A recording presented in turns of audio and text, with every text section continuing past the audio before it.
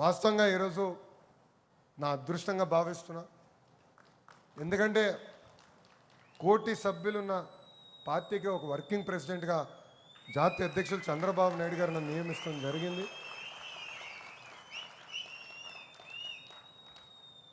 బాధ్యత అంటారా భారం అంటారా నాకు తెలియదు. సడన్గా మొన్నటి వరకు ఎట్టుకో పరిగెడుతున్నా. ఈరోజు అనౌన్స్మెంట్ అయిన తర్వాత కొంచెం బరువు పెరిగినట్టుంది నాకు. అంటే కష్టపడాలి, ఇంకా పని చేయాలి.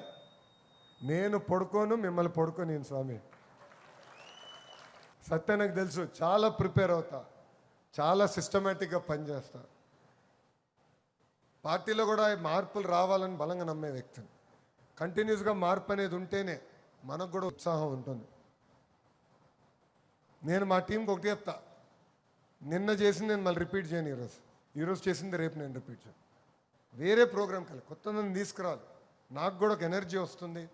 అప్పుడే నేను కార్యకర్తలు కూడా ఉత్తేజపరచగలుగుతానని నేను చెప్తాను జరుగుతుంది. ఇది మనందరం గుర్తుపెట్టుకోవాలి. ఈరోజు నిజంగా నా అదృష్టమైన రోజు.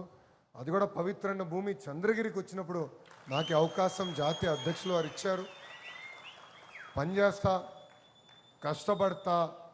ఎప్పుడు కార్యకర్తలకి నేను మా టీం మొత్తం అందుబాటులో ఉంటుంది.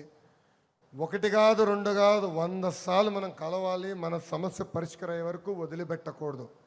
అంతేగాని అలిగి మట్టుకు ఇంట్లో పడుకుంటే నేనే వస్తాను, మీ లోకేష్ వస్తాడు, మిమ్మల్ని మీ ఇంటి నుంచి బయటికి తీసుకొచ్చి పని చేపిస్తాడని ఈ సభాముఖం మీ అందరు తెలుపుకుంటూ, నాకు ఇంత అద్భుతమైన అవకాశం ఇచ్చిన తెలుగుదేశం పార్టీ కార్యకర్తలందరికీ పేరు పేరున నా ఉదయపూర్వక ధన్యవాదాలు తెలుపుకుంటూ